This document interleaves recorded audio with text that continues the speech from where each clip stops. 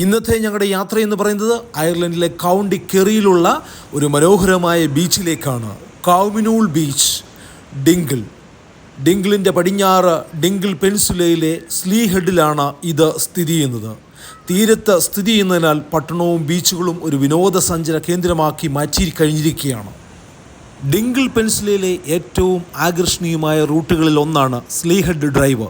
ഈ ഡ്രൈവൊക്കെ ചെയ്ത് നമ്മൾ അവിടെ ചെന്ന് കഴിയുമ്പം വലിയൊരു മല കാണാം. ഈ മലയുടെ സൈഡിൽ കൂടെ ഒരു റോഡുണ്ട്. ആ റോഡിലൂടെ നമ്മൾ വണ്ടി ഓടിച്ച് താഴെ നമുക്ക് ചെല്ലാൻ പറ്റും.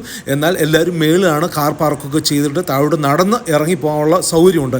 ഇവിടെ ചെന്ന് കഴിയുമ്പോൾ അടിപൊളി ഒരു മണൽപ്പരപ്പാണ്. ഈ മണൽപ്പരപ്പിലെ ഓളങ്ങൾ ആഞ്ഞടിച്ച് കയറി വരുന്ന, തിരമാലകൾ ആഞ്ഞടിച്ച് കയറി വരുന്ന ഒരു മനോഹരമായ നീറ്റ് ആൻഡ് ക്ലീൻ ആയിട്ടുള്ള ഒരു ബീച്ച് നമുക്കിവിടെ കാണാൻ പറ്റും.